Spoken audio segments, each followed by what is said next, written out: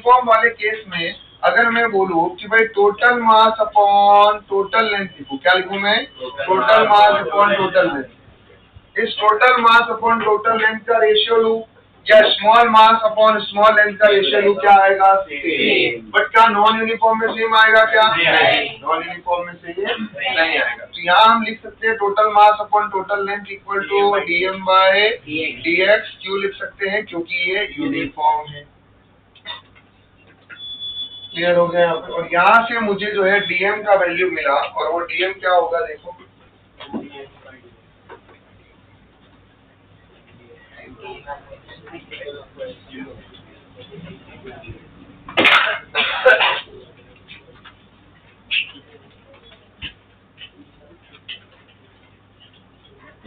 ये सॉर्टेड तरीके से डीएम मिल चुका है मुझे।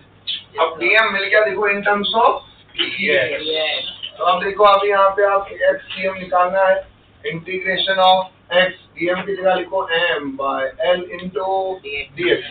ये इंटीग्रेशन ऑफ डीएम को हम टोटल मास लिख सकते हैं, और लिखने का फायदा क्या होगा, ऊपर भी टोटल मास दिया है तो वो कैंसिल आउट हो जाएगा। तो ये आ गया total mass. I think capital M by L constant है, बाहर निकल जाएगा। सिर्फ आपको x को dx के रिस्पेक्ट में इंटीग्रेट करना है, डिवाइड बाय x का लिमिट कहाँ से कहाँ तक लगाओगे, पूरे रॉड को कवर करना है। तो 0 से लेकर L तक, m से m कैंसिल, ये आ रहा है 1 बाय L। x का इंटीग्रेशन आया x बाय 2, लिमिट लगाना 0 से L 1 upon L, L square by 2 minus 0 L by 2। तो आपका आंसर क्या आएगा सॉल्व करने के बाद? L by 2। एक्सटीएम कितना है? L by 2 from end, at end. ठीक है, लिख दो फटाफट।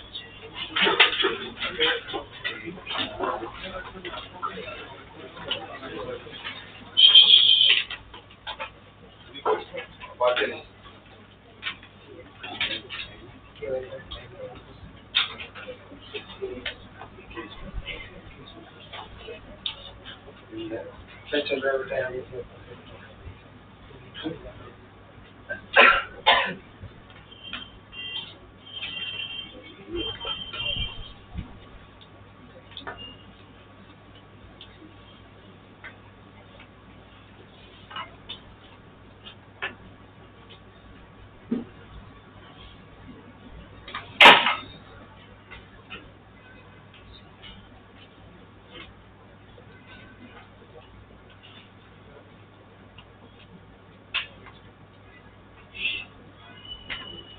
सही है।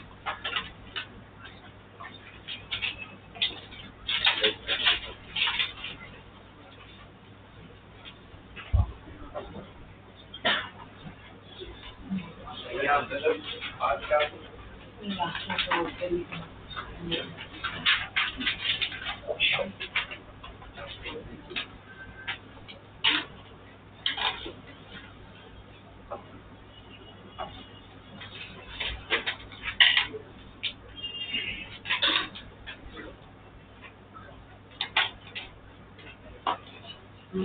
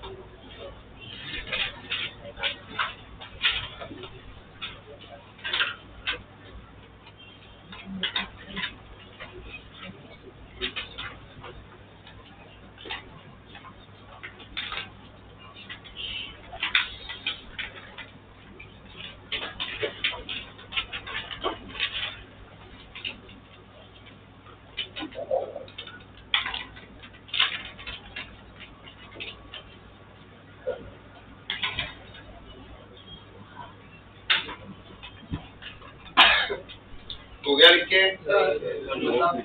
नॉन यूनिफॉर्म बॉडी रहेगा तो उसके साथ ही इंटीग्रेट करेंगे। लेम्डा के साथ लेम्डा का वैल्यू दिया रहेगा वहाँ पे आपका लेम्डा वेरिएबल रहेगा, मतलब ऐसा कुछ दिया रहेगा lambda is a function of x, ऐसा दिया होगा lambda is function of x. वो भी अगला हमारा वही है, नॉन यूनिफॉर्म ही करेंगे हम।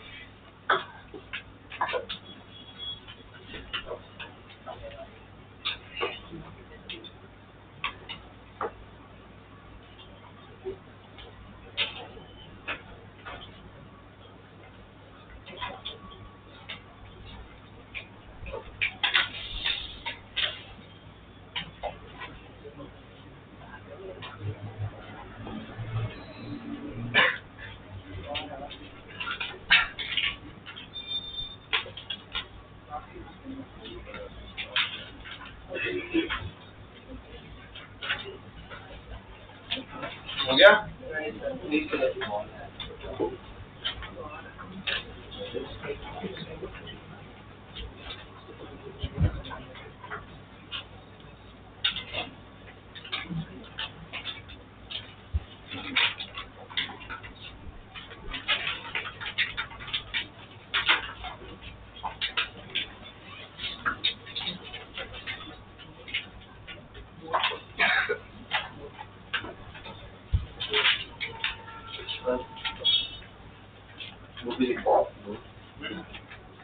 ये लिखना है, ऐसा पूछा है।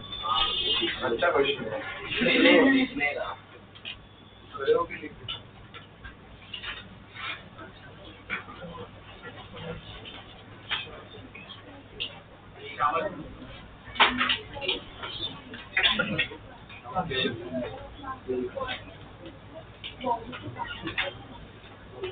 मैंने पहले में स्टार्टिंग में नोट किया था, सेंटर ऑफ मास जो है वो बॉडी के अंदर भी हो सकता है, बॉडी के बाहर भी हो सकता है। उसके लिए मैंने आपको रिंग वाला एग्जांपल भी दिया था। रिंग में क्या होता है, बीच में होता है, यहाँ मास हो या ना हो उसकी कोई जरूरत नहीं। ये एक इमेजिनरी पॉइंट है जहाँ पर हम अज्यूम करते हैं कि हम टोटल मास को कंसंट्रेट करें। ठीक है, तो तेरा जो क्वेश्चन था उसके अंदर कि भाई अब अगर हमने हमारा ओरिजिन कहाँ रखा, सेंटर ऑफ मास, तो ओरिजिन सेंटर ऑफ मास पे रखोगे तो तुम्हारा एक्ससीएम क्या हो जाएगा, 0। मतलब इधर जितना मोमेंट ऑफ मास होगा राइट साइड में उतना ही क्या होना चाहिए, लेफ्ट साइड में भी होना चाहिए। अगर राइट साइड में जितना मोमेंट ऑफ मास होगा उतना ही लेफ्ट साइड में, तो इधर वाला अगर मान लीजिए पॉजिटिव है तो इधर वाला नेगेटिव होगा, एक दूसरे को वो क्या कर देगा, कैंसिल, बट इक्वल होना चाहिए। अब उसके लिए ये जरूरी नहीं है कि इधर अगर 2 मास है तो इधर भी 2 मास है, कोई जरूरत नहीं। इधर अगर 2 मास है, इधर 3 मास है, इधर 1 मास भी हुआ, और उसका मोमेंट ऑफ मास इतना है कि वो इन तीनों के मोमेंट ऑफ मास के समेशन के इक्वल है, तो वो ऑब्वियसली वहाँ पर क्या आ जाएगा, तो सही आंसर क्या है कि एटलीस्ट एक तो हमारे राइट साइड में नेगेटिव साइड में होना चाहिए, क्योंकि अगर सब पॉजिटिव साइड में होंगे तो मोमेंट ऑफ मास कभी कैंसिल आउट ही नहीं होगा, 0 ही नहीं होने वाला। तो एटलीस्ट एक मास तो हमारा नेगेटिव साइड में होना चाहिए, तभी वो मोमेंट ऑफ मास को जो है वो 0 करेगा। तो इसका आंसर आई थिंक पीछे रॉन्ग दिया हुआ है, इसका आंसर जो है वो फोर्थ होना चाहिए, ठीक है। वाई एक्सिस एक्स एक्सिस वाला वो कुछ आंसर नहीं, वाई एक्सिस वाले को एक्स के साथ कैसे करेगा? अरे कैसे वाई एक्सिस का एक्स एक्सिस से कोई लेना देना नहीं है, यहाँ मतलब आ रहा है लेफ्ट साइड राइट साइड, ठीक है। चलिए अभी एक और क्वेश्चन था वो सैंड वाला, वहाँ आप दिमाग लगाओ, ये एक सैंड है, सैंड पे और इधर जो है मास कम है, ठीक है। आपके पास ऊपर एयर है, एक सैंड है, तो ऑब्वियसली ज्यादा मास किस तरफ है आपके सैंड की तरफ, तो सेंटर ऑफ मास किसकी तरफ रहेगा? सैंड की तरफ रहना चाहिए। सेंटर ऑफ मास किसकी तरफ रहना चाहिए? हमारे सैंड की तरफ रहना चाहिए, क्योंकि ऊपर तो क्या है, एयर दिया हुआ है, एयर का मास तो बहुत ही कम रहेगा। सैंड में भी कहाँ होना चाहिए देखो, अब यहाँ पे एग्जैक्ट बीच में थोड़ा सा ऊपर की तरफ, क्योंकि पूरे को आपको इसमें मास नहीं है तो भी आपको कंसिडर तो करना ही पड़ेगा ना। तो अब तो किधर रहने वाला है वो? टूवर्ड्स डी पॉइंट जो है ये हमारा रहेगा टूवर्ड्स द सैंड रहने वाला है, क्योंकि मैक्सिमम मास किसका है? सैंड का, ठीक है। अब ऑब्वियसली सी कब रहता? जब एयर का भी कोई मास होता और वो मास सैंड से ज्यादा हो रहा होता तब। यहाँ तो सिर्फ एयर के पास तो कोई मास ही नहीं है, सैंड के पास ही है, तो सेंटर ऑफ मास किसकी तरफ रहेगा? सैंड में रहने वाला है। तो ऑप्शन जो है वो मतलब डी पॉइंट जो है वो हमारा। चलिए अभी आगे आते हैं, लीनियर मास डेंसिटी हमने देखा, अब उसके बाद में कौन सा आता है दूसरा mass density? Areal mass density और वॉल्यूम मास डेंसिटी। ये areal mass density and volume mass density क्या है इसको हम समझेंगे।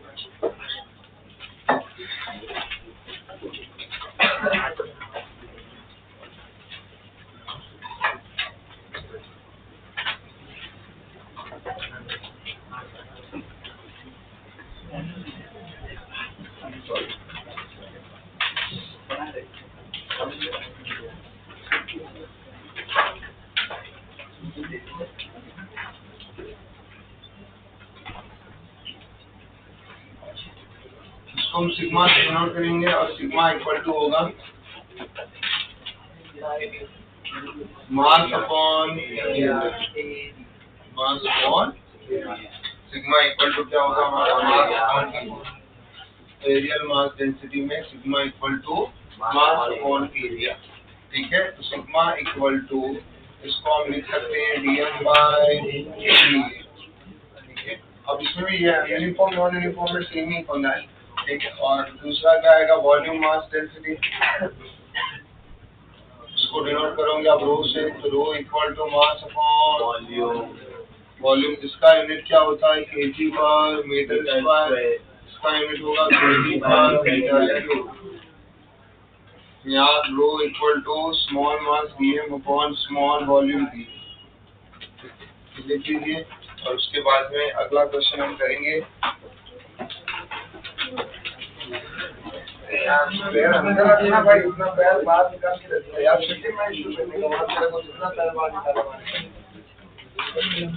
कभी पैर लंबे हैं, मैं समझ गया तेरा, मैं तेरा बहुत समझ गया हूँ। ऐसे बैठना भी डिफिकल्ट है, वो थोड़ी देर में पैर दर्द करने लग जाए, निकालने पड़ते हैं। वो ये बैठा एकदम इस पॉइंट पे जहाँ अरे पर वो ध्यान कितना रखे, वो भी एकदम 1.5 घंटे 2 घंटे 3 घंटे 4.5 घंटे उससे बैठना भी एक टास्क। छोटे बच्चे हैं उनके लिए कोई दिक्कत, जो लंबे हैं उनके लिए ये बेंच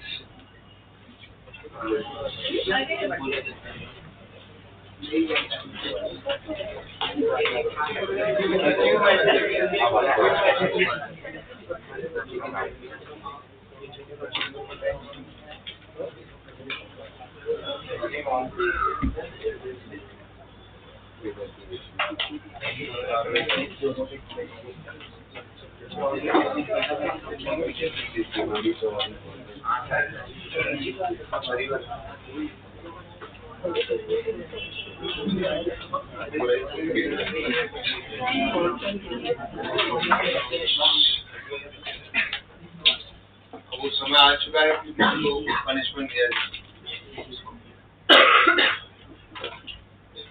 और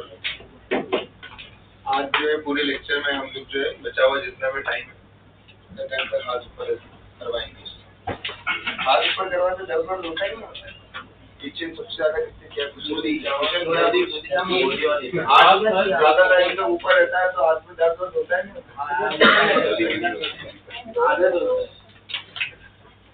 नहीं तो मैं क्या दूसरा पनिशमेंट दिलाया कि बैग को लेके हाथ से ऊपर रखवा, ऐसा कर सकते हैं। ये भी अच्छा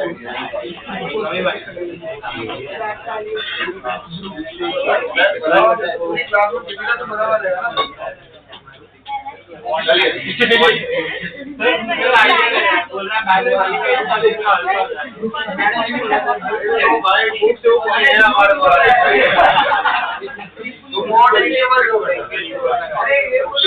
अब तक तुम इतना तो समझ गए होंगे, अगर तुम शाने हो तो मैं देख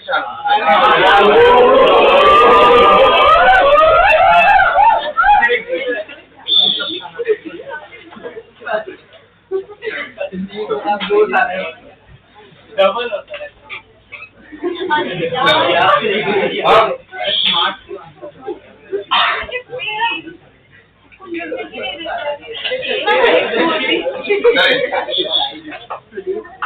नेक्स्ट जो है हमारे पास में, हमने अभी तक मास डेंसिटी पढ़ लिया है, यूनिफॉर्म शेप का रॉड देख लिया, उसका सेंटर ऑफ मास निकाला है। अब हम निकालेंगे नॉन यूनिफॉर्म जो रॉड है उसका सेंटर ऑफ मास। क्वेश्चन 2 है, find the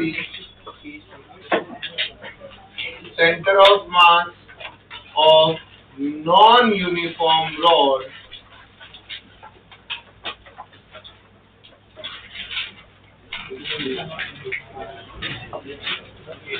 from its end. So this rod having linear mass density lambda is equal to ax plus b, where A and B are constant and x जो है distance from end। ठीक है, V1 क्या है? Capital L length of rod. V1 क्या है? Capital L length of rod.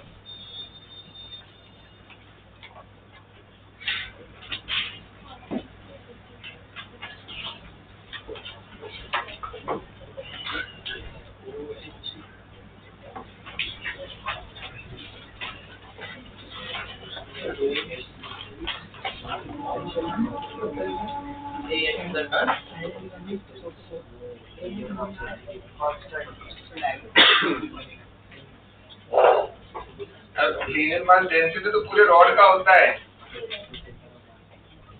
Centre of mass तक का डिस्टेंस, जो भी पॉइंट लेगा एंड पॉइंट पे निकालना है तो उस पॉइंट तक का डिस्टेंस, इस पॉइंट में तो इस पॉइंट तक का डिस्टेंस, जिस पॉइंट के लिए बोलेंगे उसका डिस्टेंस है। एक्स तो वेरिएबल हो गया ना कि आप कहां से ले रहे हो। इस इक्वेशन में एक्स तो क्या हो गया तुम्हारा? वेरिएबल।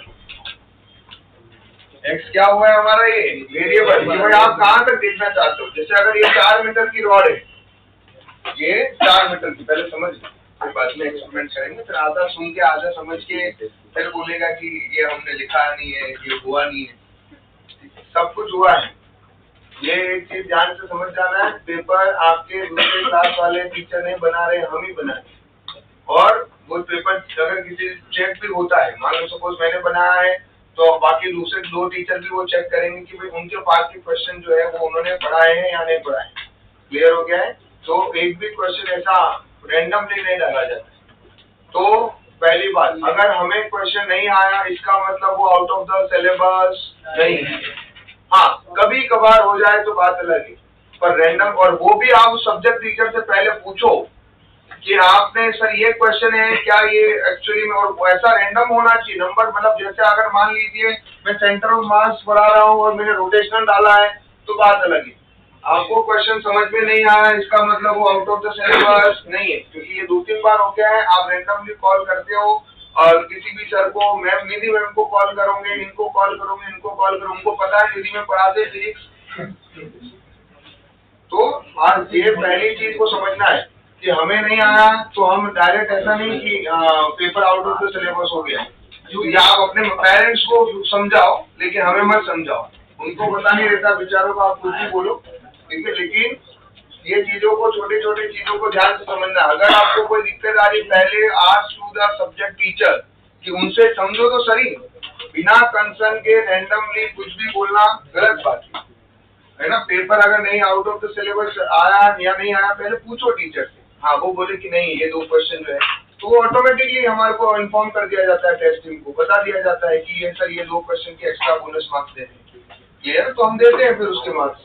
बट ये चीज पहले सब्जेक्ट टीचर से पूछो। अगर वो कम्युनिकेट नहीं कर रहे हैं तो आप फिजिक्स में आके मेरे से पूछो, या आप कभी अगर किस सर से पूछो, प्रिंसिपल में आके पूछो कि आप कम्युनिकेट करो हमसे कि सर ये वाला पार्ट है, तो हम बताएंगे। क्लियर हो रहा है? तो वो एक कम्युनिकेशन प्रॉपर होना चाहिए। अगर आप, मुझे सिंपल सी बात है, केमिस्ट्री में कोई क्वेश्चन अगर नहीं आप समझ में आए तो आप किससे जाके पूछोगे? मुझे पूछोगे, अंकित सर को पूछोगे, या नीरव सर, रौनक सर, या राज सर, इनको पूछोगे।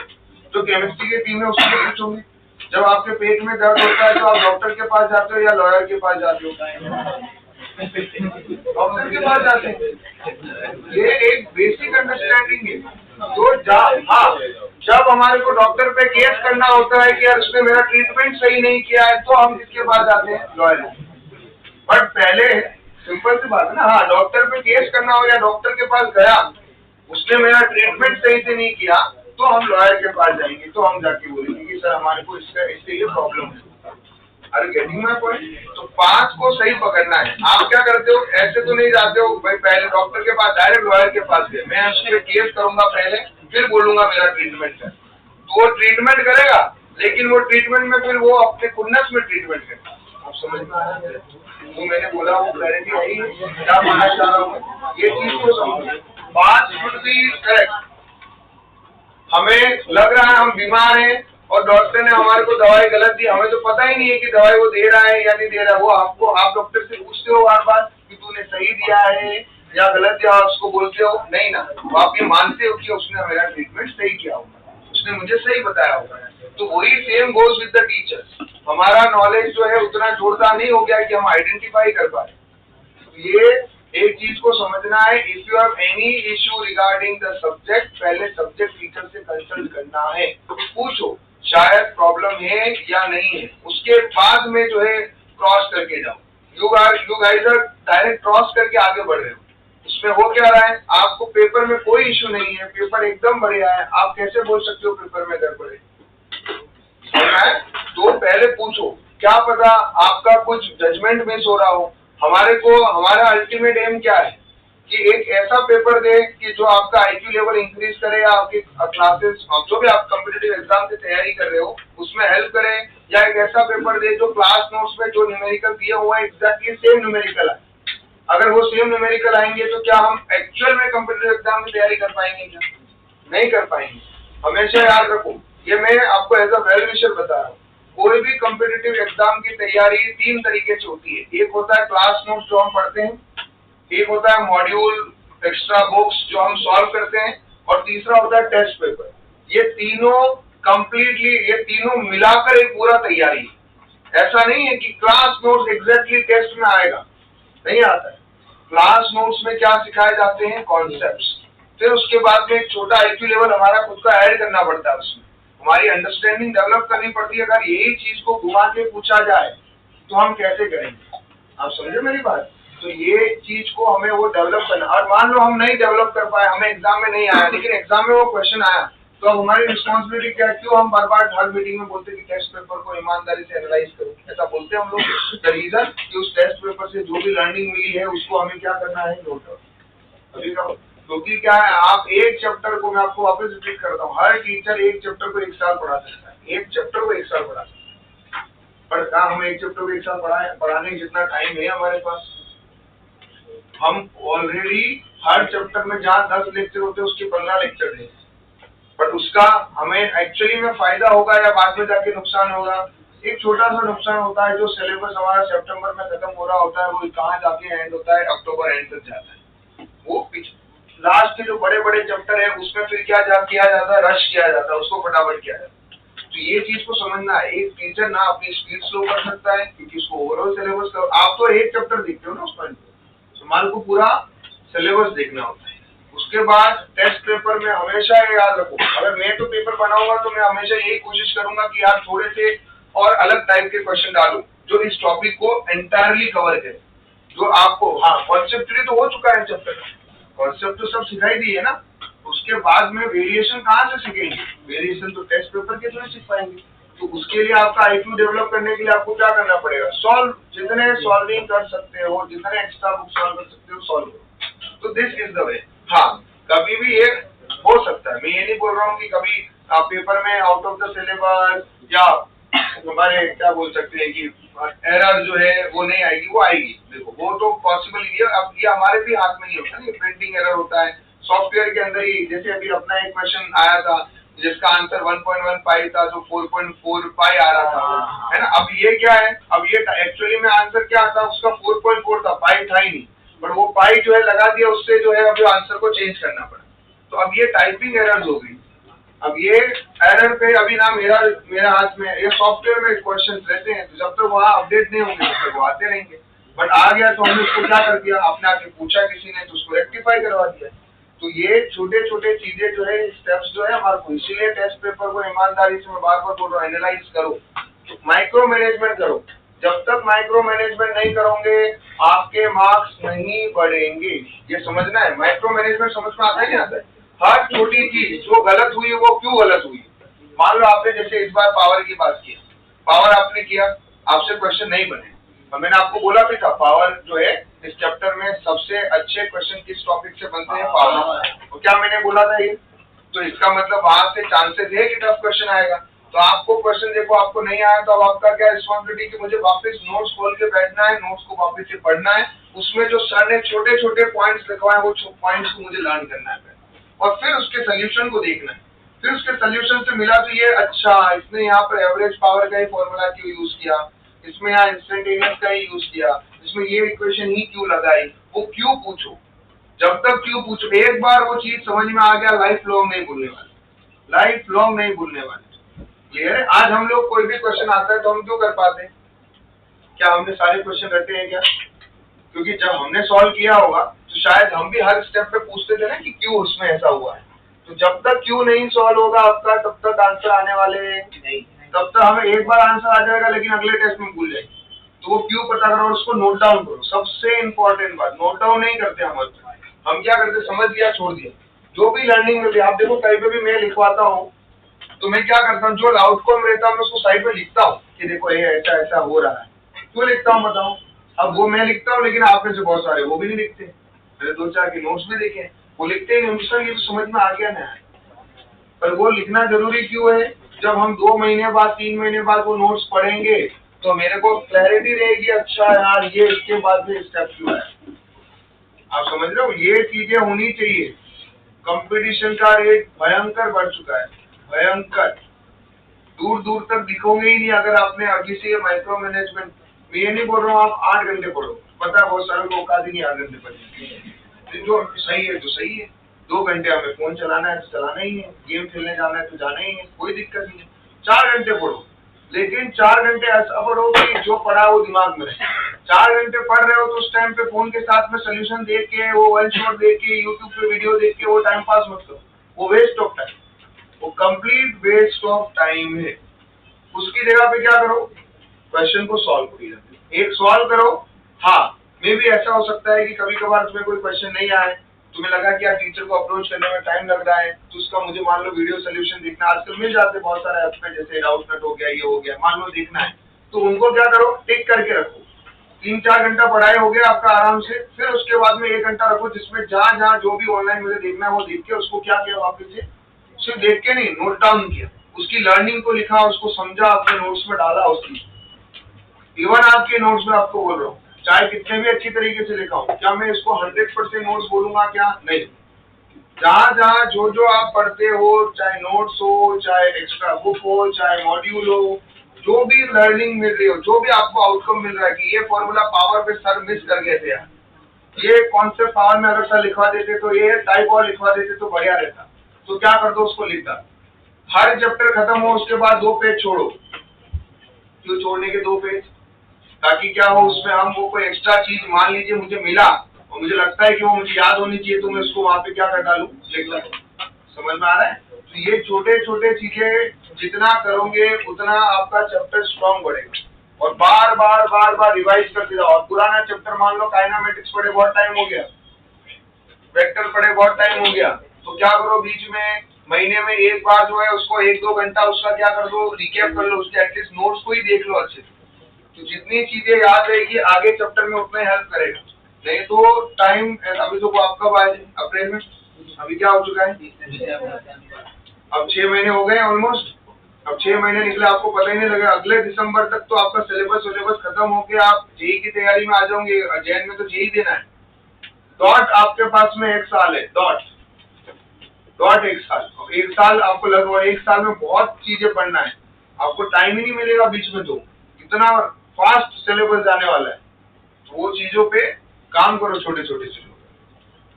चलिए, लेमड़ा दिया हुआ है हम लोगों को।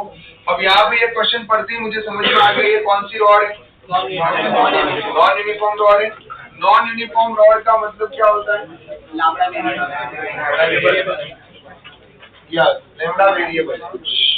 लेमड़ा वेरिएबल है, तो अभी देखो मेरे दिमाग में क्लियर है, लेमड़ा वेरिएबल है, तो मैं वो जो m/l = dm/dx लिखता था वो नहीं, और मैं ये ऐसे जरूर लिख सकता हूँ, लेमड़ा = dm/dx, तो dm = हो जाएगा लेमड़ा इंटू dx। लेमड़ा को लिख दिया ax + b इंटू dx, तो यार dm in terms of dx आ गए। क्लियर? हाँ, सेम भाई हमारी रॉड थी, ये एंड लिया, यहाँ हमने एक एलिमेंट लिया, इस एलिमेंट की डिस्टेंस x है, यहाँ x = 0, यहाँ x = l है ना। इसमें हमें एलसीएम ही निकालना पड़ेगा, x डायरेक्शन में है, integration of x dm upon integration of dm। ठीक है, अब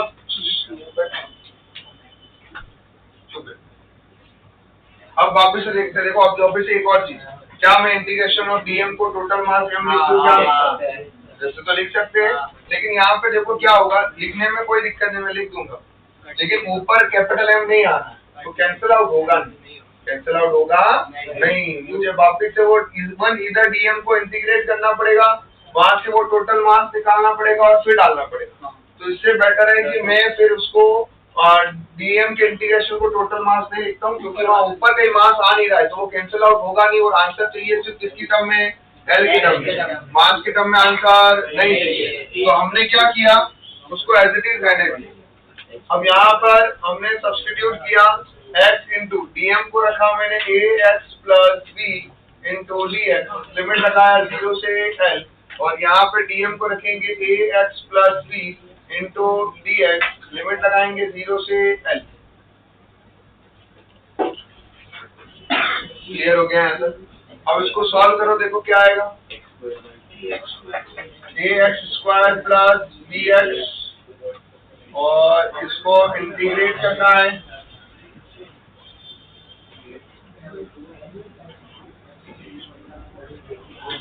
इसको इंटीग्रेट करना है। देखिए सॉल्व करो, इसको इंटीग्रेट करो, क्या आएगा, x का a कांस्टेंट है, x का x³ plus b x² 2, limit लगाया 0 से l, ax² plus bx, limit लगाया 0 से l, और इसको सॉल्व करो, देखो क्या आएगा, a/3 l³ plus b/2 l² minus 0 upon, यहाँ रखो value, al² 2 plus bl minus 0। अब क्या करो, इसको सिंप्लीफाई कर दो। अब यहाँ पर जब हम सिंप्लीफाई करेंगे तो आई थिंक पहले वाले में से तो l² कॉमन आ जाएगा, उसके बाद में एलसीएम आएगा 6, 2al plus 3b divide by, यहाँ से l कॉमन आ गया, al प्लस 2b/2, 2 से 2 कैंसिल, l से l कैंसिल, तो आंसर आएगा l/3 2al plus 3b upon al plus 2। अब यहाँ पे अगर मान लो दिख नहीं रहा है तो इंटीग्रेट ही किया, लिमिट ही किया, खुद भी रख सकते हो, और फिर खड़े होकर फाइनल आंसर चेक कर सकते हैं।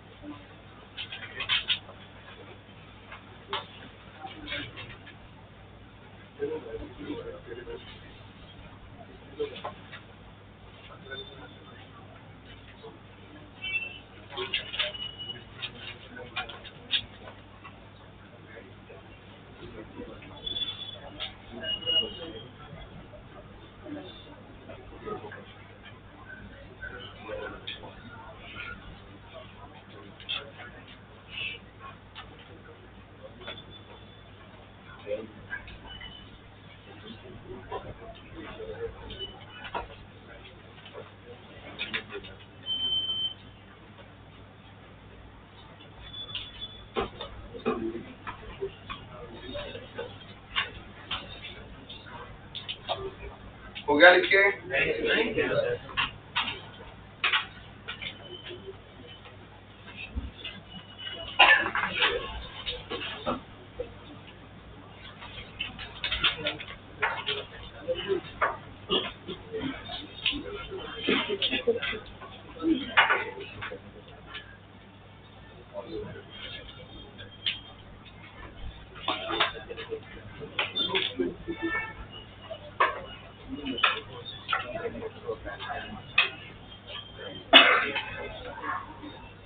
एक टेबल भेज रहा हूँ,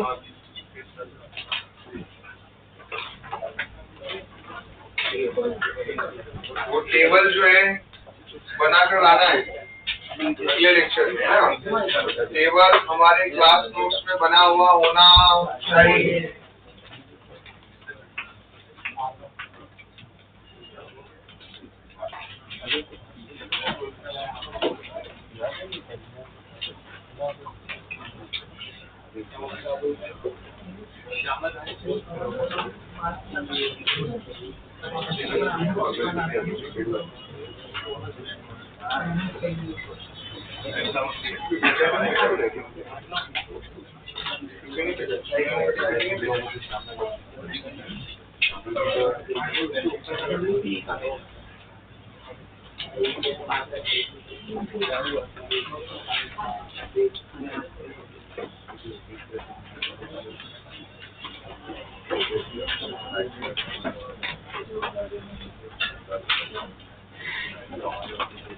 शीट तो भेजा है ना?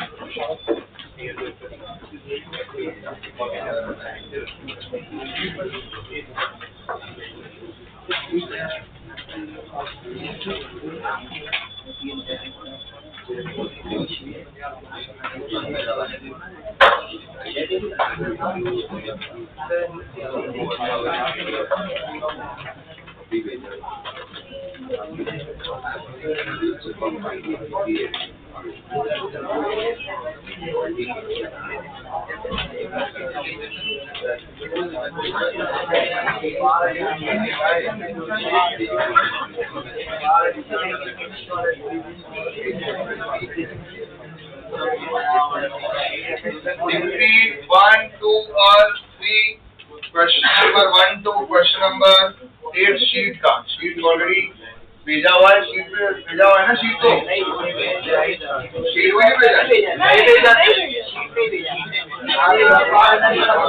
प्रिंट आउट भी निकाल के लाना है शीट का। हमारा